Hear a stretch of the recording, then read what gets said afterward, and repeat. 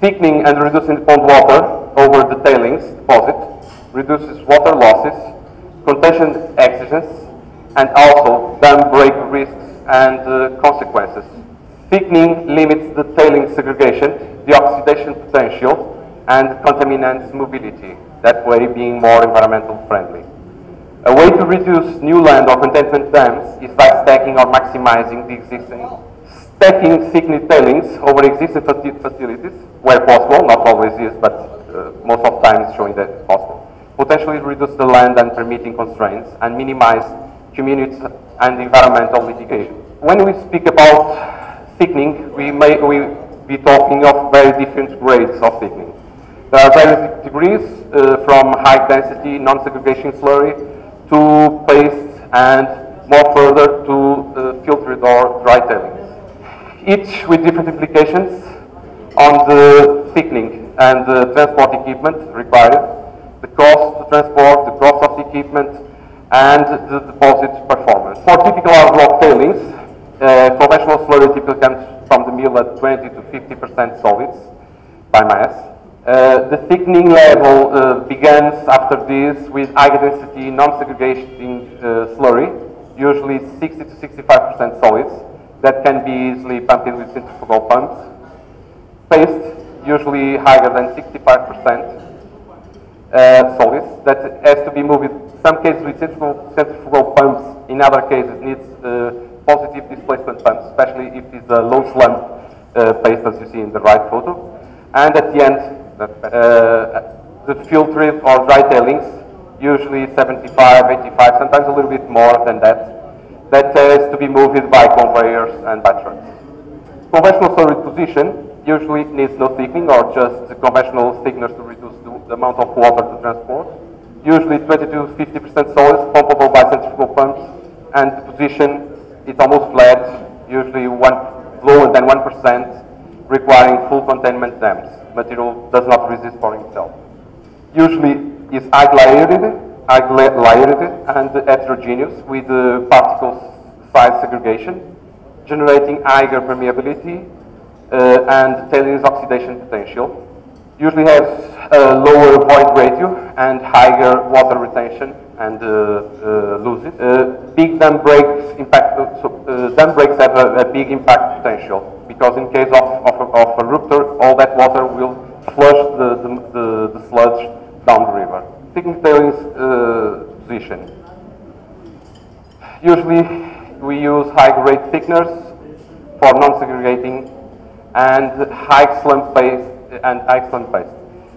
For low slumps, we need usually deep bed thickeners, basically with a higher retention time and higher height. And we can use centrifugal pumps for high slump paste, but we need usually positive displacement for slow. Usually, as the thickening material has a higher viscosity, that and the layer desiccation, the proper layer desiccation as you see in the photo, allows bigger slopes, 2 to 10%, and significant storage capacity gain with limited containment required. Non-segregation, limited oxidation, and acid rock drainage. Limited water contain and water pond, limits potential for water losses, accidental charges, and accident potential.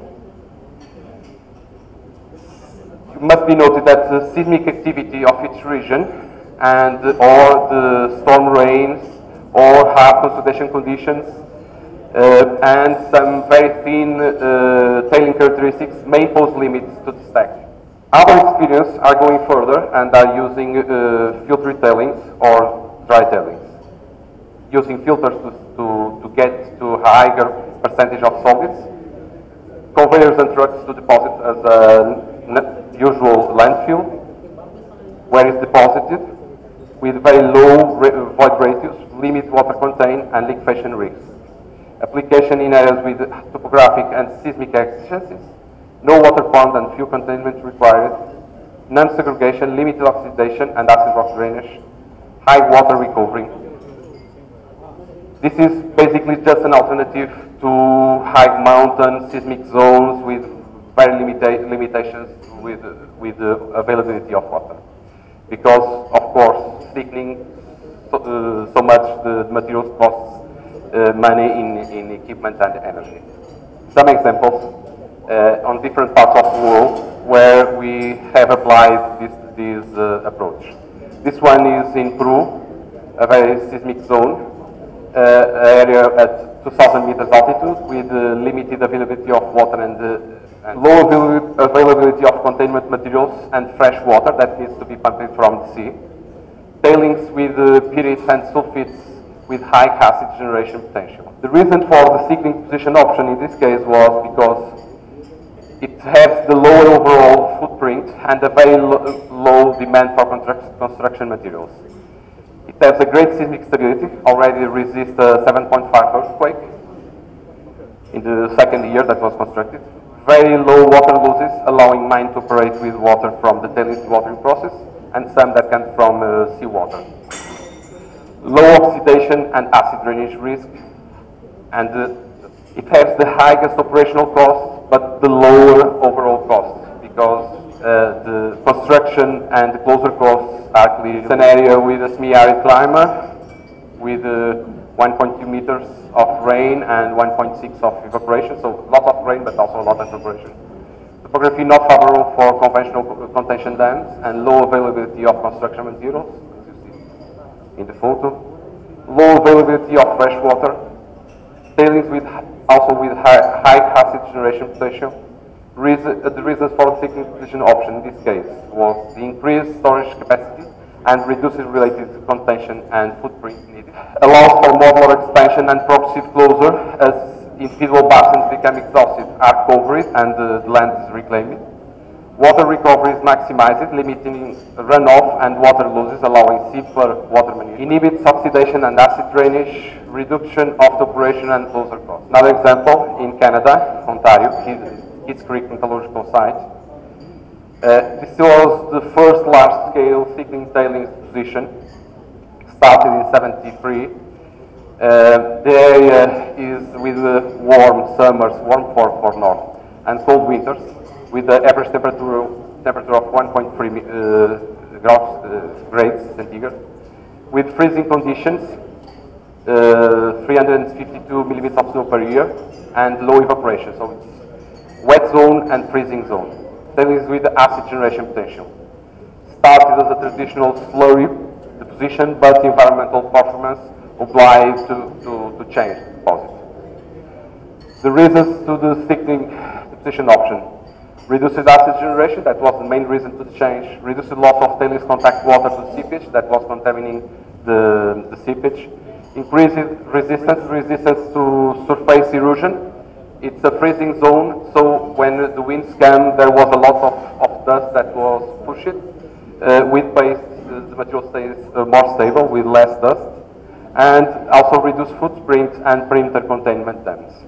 Another example, in Canada too, Mussel White mine project, area with also with freezing conditions, minus 21 degrees in January, and the average temperature of minus 0.5. It's a wet zone too. Evaporation is lower than precipitation. Pre-existing facility with fluid position was getting full and needed expansion to attain a new mine expansion. The reasons, well, this allows more than double the capacity, 13 to 34 million tons, by stacking thickened tailings over the existing deposit. Lower perimeter containment needs only to the deposition spigots. Reduction of dam failure risk and consequence. Better environmental performance and increases resistance to surface erosion because of the dust also. Another example, the one that I'm managing in south of Portugal. So a semi-arid region with a very high evaporation, 1.3 meters per year, and precipitation of a meter almost. But all in 2-3 months. Pyritic and high sulfite containment containing tailings with a very, very high significant volume of containment waste rock that is excavated from the deep must also be deposited, and this is also acid rock generating. The existing facility needed expansion because it was full, and there was new reserves that could be explored. Limited availability of new areas and strong permitting exigencies that didn't allow to permit a new footprint. So the expansion needed to be over the existing one.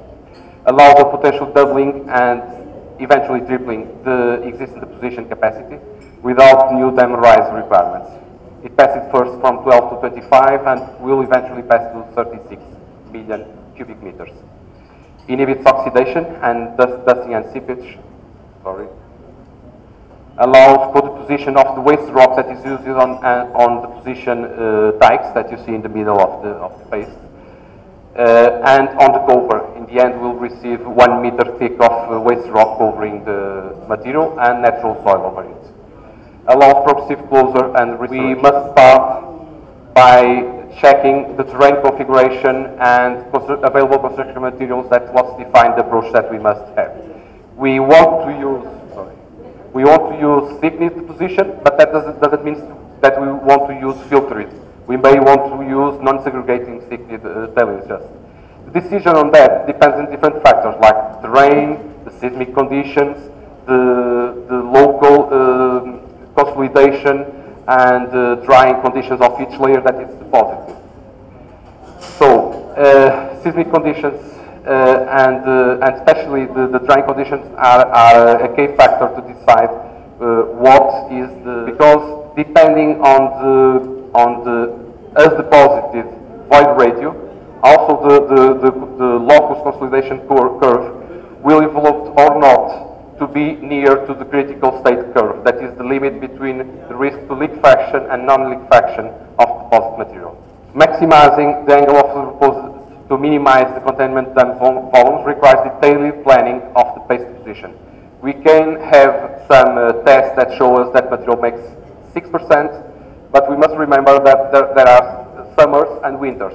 And in winters, the slope that we achieve is lower. So we need some contingent measures to deal with material during that month.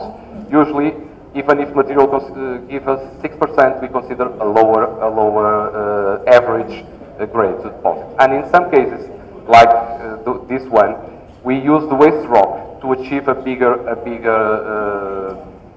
final configuration. In moderate to high seismic regions or wet environments where tailings remain saturated almost all the year, stacked tailing slopes will generally be limited to less than 6%, or 6 depending on the tailings.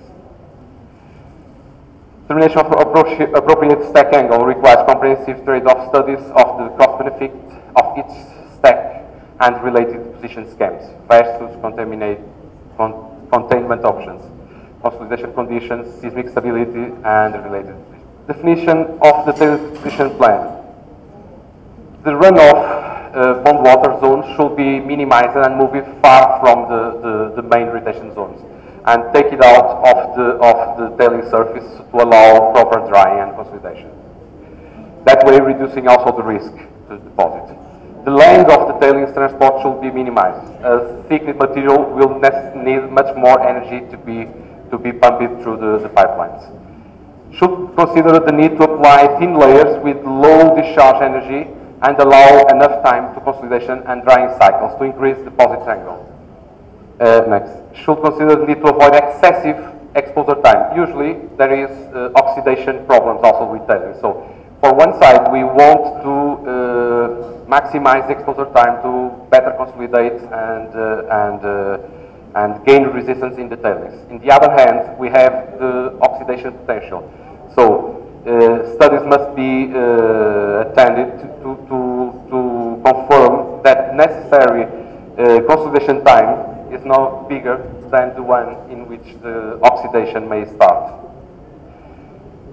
The disposal plan should balance that two needs. Should consider the sequence of and progressive cover and land reclamation, the variability of tailings feed, shearing during transport, and weather conditions will limit, there is a mistake, will limit the maximum slopes and consolidation achieved on discharge point. Laboratory flume and consolidation tests and pilot scale tests are necessary to confirm what can be achievable, especially in what concerns with the geotechnical stability, geodynamic. This pretended to be a very high-level presentation, not big details, but I'm supplying you here all the references where you all can find